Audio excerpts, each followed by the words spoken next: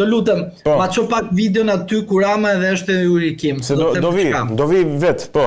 Do vi vet video aty. Po, me Yuri Kim. Sa aty është diçka e bukur që Rama i thoshte aty në publik thoshte, edhe po të sjellim një gjerman të shikoni se sa i korruptuar është. Po nuk thoshte për këtë që kishte në krah. Dhe tani shiko si është situata. Situata është e tillë që Rama tha te shqiptarët. Orti, unë po ju them për një gjerman, po këtu rreth meje, pas kam një person që nesër do të shkoj drejtësisht në një kompani, sepse do iki nga ambasadore. Që do të thotë, ai nuk thoshte për Gjermanian, ai e thoshte për këtë, po për shkak se kjo ka tabelën amerikane, nuk po ja them sy për sy, po ja tha në mënyrë indirekte. Dhe po të dëgjoni, edhe të lexoni, edhe fjalët dhe shprehjen e Ramës, Rama ishte më kompetent se sa duhet të ishte në atë aktivitet. Pra Rama i tha në sy asajt që këtu, ti sot je një copë ambasadore, sepse një ambasador gjerman mund të korruptohet. Ose po sot dhe një gjerman nga Gjermania mund të korruptohet. Ai nuk e kishte për Gjermanin, e kishte për ata të cilët sot, urdhro, te kjo po ta shikosh edhe ta analizosh, edhe ta dëgjosh përsëri atë intervistë, e kishte për atë që nga ambasadore u përfundoi në një kompani. Pra e kuptoni ku është situata, erdhi ajo dhe na tha do hani bar ju. E kupton? Pra ajo bërë çfarë? Me misionin e Edi Ramës duke goditur Partinë Demokratike. E vetëm ambasadore shkonte në një parti politike. Ç'duhet ambasadorët shkojnë në parti politike? Pse? Urdhro. Na bukuror, doli mes rrugës. Çfarë është kjo tani? Kjo është e barabartë me mua, edhe me ty bashk. Çfarë është? Qa ishte me 20 bodyguard, sot ata se llogarisin kush është ma kjo. E kuptoj, këtë duhet të themi popullit shqiptar. Leni tani masakrën me ambasador. Qa janë ata?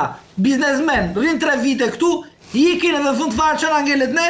Them në një fjalë tjetër, po nuk ka rëndësi, nuk duhet ta themi sepse jo nuk do të them në fjalë të keqe, po na ngeli reforma afrikane. Pra, do të thotë që ne sot jemi viktim jo vetëm të klasës politike, po jemi viktim edhe të atyre që përfitsojnë flamurin amerikan duke na thënë ne që ne shteti së drejtit kalon në Partinë Socialiste. Kjo nuk quhet politikë amerikane. Kjo quhente qartësi, interes i drejt për drejt, po i fshet, i cili u vërtetuar pas shumë vitesh që ajo u larguar nga administrata e Departamentit Amerikan të Shtetit. Çfarë nën kupton me këtë gjë? Nën kupton qartësi që ajo ka punuar për interes të zotit Rama. Ajo ka bërë ndërmjetësimin që ajo aferë që ju të po të situar, të vinë në Vlorë. Ku është Dumani që ishte Amerikan? E bani me në lojën e Dumanit Amerikanit, Pa ishte mashtrim është zotri. Pse ishte mashtrim? Sepse në rastet dilshim që të 3 ishin të Ramës, pra që ishte Gjoli, të Kondili, që ishin këto kandidat që ishin të Ramës, qa përdorën këto mekanizmin që ku shkon flamuri Amerikan, a i qek Amerikan. E kupton? Pra do të thotë, shkoj ajo që do imponon të qeneriun e Ramës do ishte me flamur Amerikan sa ishte ajo aty. Pra, ajo konflikt i stisur, e kuptoj. Po të shikosh edhe këtë tjetrën, edhe kjo të njëjtë mekanizëm përdor. Po kjo tjetër Nancy, qa bën kjo? Kjo i takon tek e tek. Po për shkak se është e ngarkuar, nuk është se ka kompetencë që mund të rri 3 vjet edhe të mbaroj, sepse ato që rrin 3 vjet këtu ka një kompetencë më të madhe për shkak se janë në emërim të posaçëm atje dhe nuk mund të shkarkosh me njëherë. Prandaj, kjo është më e rezervuar, por edhe kjo ikën nga detyra që do përfundoj, edhe ajo diçka tjetër do përfundoj, se do ikin nga sistemi, se kështu është edhe atje, edhe në Amerikë, edhe atje janë në partia, nuk janë edhe atje vetëm me meritokraci kështu si mendojnë këta. Por, sapuni për djath, për Dumanin, që është Amerikan, e hongri populli shqiptar. Jam i bindur për këtë gjë. Dhe nesër, po erdhi dikush me flamur Amerikan, duhet të nënvlerësohet, jo për flamurin Amerikan, po se ai nuk është ashtu siç paraqitet. Pra edhe nesër të vi një ambasador Amerikan, jam i bindur që klasa politike do t'i hapi derën, e di pse, se janë frikacak për një vizë më jetojnë. E kupton çfarë do të thotë? Është një politikan që të vuaj për një vizë. Si i pëlqen shkoj për te oqeanit. Prandaj dua të them që të mbarojmë edhe këtë rast që mos ta zgjasim shumë. 2 faktet janë nga kjo analizë që thashun. Fakti parë është që shikoni se nga ku ishte një ambasadore, ku është e Rama sot, ku përfundoi dhe prisni Ramën ku do përfundoi. Kështu ndodh edhe kur administrata përdoret politikisht për interes Partisë Socialiste. Pra, do thot që u tregua dhe doli qartë që edhe kjo zonjë, edhe Arvizu ishin shërbëtor të një pakti për të trazuar politikën shqiptare dhe për të bërë Shqipërinë dhe shqiptarët të largohen nga vendi. Avokat, unë të falenderoj për bisedën në studio dhe për opinionet, sidomos ato ligjore, me që je dhe i fushës. Edhe unë ju falenderoj, por dua t'ju them edhe për ato ligjoret, për ato politikën, duhet keni parasysh që politika dhe ligji lidhen bashkë, dhe sepse ato janë sjellje njerëzore dhe ato janë nevoja njerëzore, sepse pa politik nuk normon ligje dhe pa ligje nuk prodhon dot politika. Edhe ju falenderoj dhe ju pushtetin e 4, i cili ju uroj të marrë veten dhe të vazhdojë dhe të mos ndaloj betejën, sepse lufta do vazhdimsi dhe çdo ndalesë dhe pakt me pushtetin është goditje për çdo media të tjetër dhe përveç kësaj duhet të punojmë të gjithë së bashku që duke mbrojtur median, mbrojmë çdo punojës të mediave, sepse çdo punojës i mediave është zëri i çdo qytetarit. Duhet të falenderoj shumë për promovimin dhe për gjithçka tjetër. Mirë, ishim me avokat Gylsen Zhllimën, folëm për aktualitetin politik në vend, zotin Veliaj dhe deri tek zonja Jurikim, ish ambasadoria e Shteteve të Bashkuara të Amerikës në Shqipëri. Ne rikthehemi vetëm pas pak në pjesën e dytë. Jemi rikthyer në këtë pjesë të dytë, do të flasim tani për situatën në Kosovë, sepse gjykata kushtetuese atje ka reaguar sa i takon konstituimit apo mos konstituimit të kuvendit dhe krizës politike që po zgjat prej muajsh, por edhe për deklaratat e fundit të kryeministrit në detyrë të Kosovës Albin Kurti, po do të flasim në fund fare edhe pak për gazën, për planin me 20 pika dhe për skadimin e afatit ultimatumit në fakt dhënë nga presidenti Trump Hamasit për lirimin e pengjeve. Megjithatë kjo do të jetë fundi. Tani për të folur për gjitha këto, unë kam kënaqësinë të kenë lidhje të drejtë për drejtë me mua nga Kosova zotin Hisen Berisha. Faleminderit dhe kënaqësi që jemi së bashku. Faleminderit edhe ju për interesin.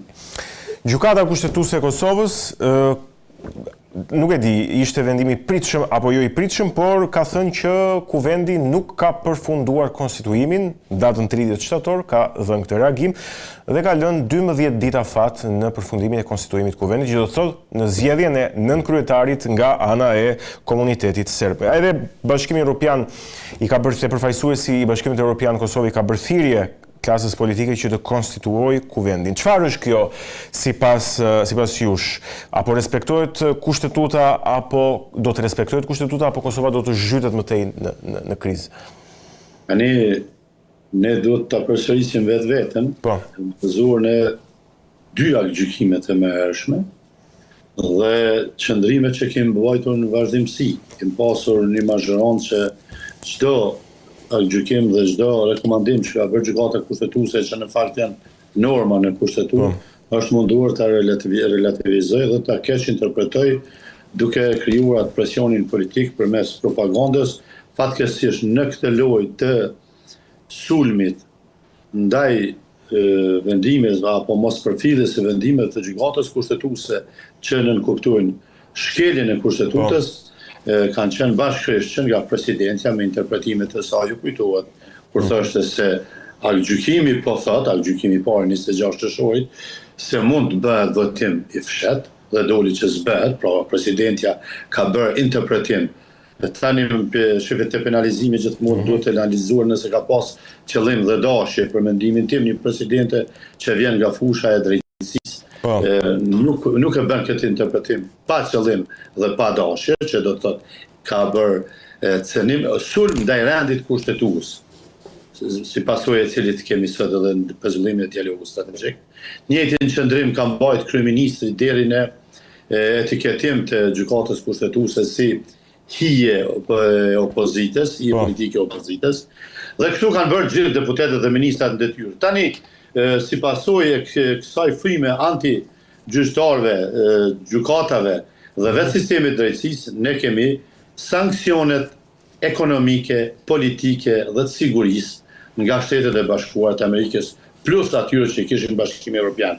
Tendencat për në relativizim të kësaj janë thjesht dhe vetëm loja e njohur tashmë që e bën kjo strukturë politike në Kosovë prej se ekziston.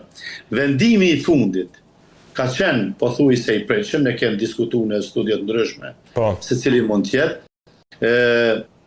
Ka një defekt brendshëm, sepse ka dhënë detyrë, dhe detyra është konstituimi i institucionit. Kuvendit. Ka konstatuar atë që ja kemi thënë vazhdimsi opozitës, dhe që e kam thënë unë në mënyrë shumë eksplicite që të mbetet e memorizuar, se konstituimi i kuvendit do të thotë zgjedhje e kryetarit dhe nën kryetarëve, dhe certifikimi i deputetëve. 3 pika ka kjo. Mos zgjedhja e njerit nga nën kryetarët, do të thotë nuk përmbush definicionin e termit konstituimi i kuvendit.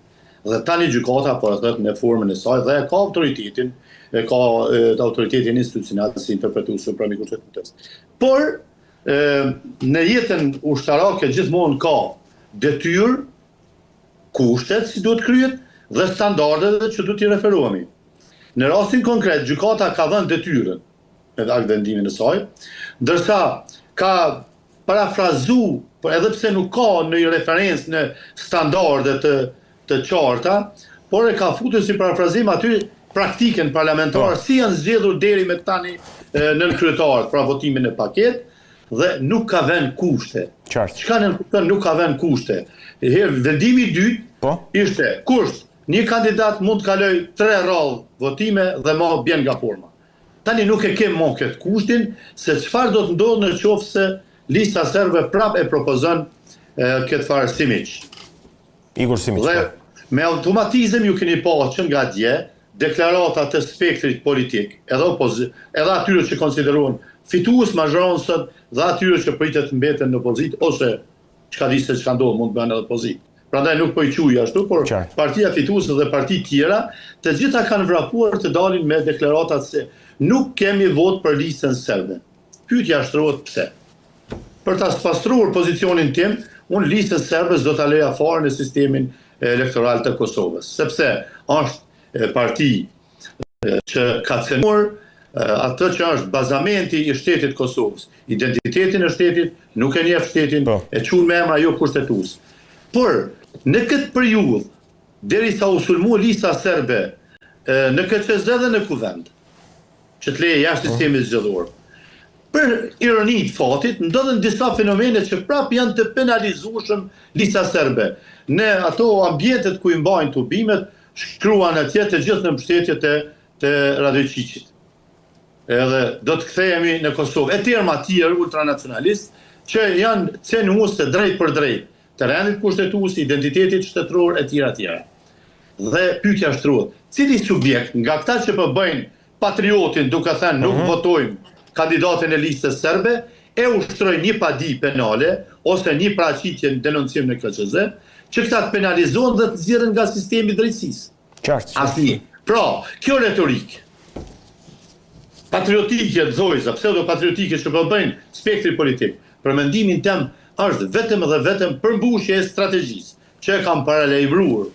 Se me këto blokada, qoftë me atë 57 radhë të vetëvendosjes, qoftë me praktikën e njëjtë që do të ndjek lista serbe, sepse këto janë në koordinim, lëvizja vetëvendosja dhe sistemi lista serbe, shif në metodologjinë e propozimit dhe bllokimit procesit, janë në koordinim.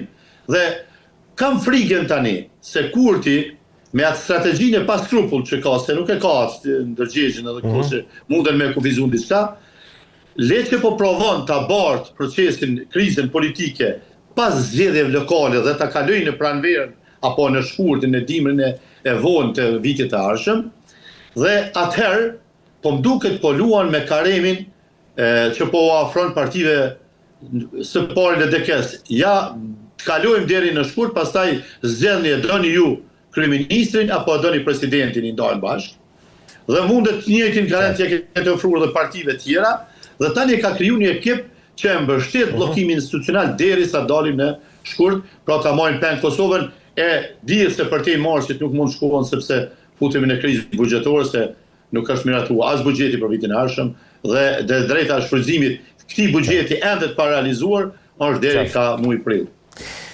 Ju e latë te Kurti, aty dua unë të vazhdoj tani. Në raportin me Shtetet e Bashkuara të Amerikës, kryeministri Kurti ka thënë që pezullimi i dialogut strategjik vjen si pasojë jo e çështjeve të brendshme, që lidhen me mos funksionimin e institucioneve, me mos konstituimin e kuvendit, etj., por me bllokimin e strukturave paralele të Serbisë në veri të Kosovës. Ndërkaq që ambasada amerikane i është përgjigjur kryeministrit në detyrë, duke i thënë se jo, nuk lidhet me atë, po lidhet me institucionet dhe krizën në Prishtinë. Sipas jush, cila nga këto deklarata është e vërtet? Me çfarë lidhet pezullimi i dialogut strategjik të Shteteve të Bashkuara me Kosovën dhe ligjërimi i Kurtit apo e thellon më shumë këtë hendek?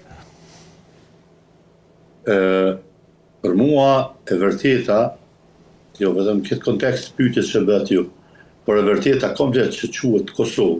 Po. E ka tagrin Made in USA. Po kupton. Të tillë personalitete që sponsorizues të agendave anti-Kosovë në një moment caktuar në sjelljen në pushtet. Dhe mos ta harrojmë, zoti Kurti ka një historik lëvizjes politike të tij. Unë po ja jap datën kur u fut në skenën politike, pas takimit të Brezovicës. Dhe shumë herë njerëz thonë ç'është ky takimi i Brezovicës? Ishte takimi i Stanishevit, shefit Udbës dhe këshilltarit Miloševićit me shumicën e spektrit politik kosovar, Kur ka ndodhur? Fatkeqësisht kjo ka ndodhur në vitin 97. Okej. Po, fatkeqësisht sot janë në skenë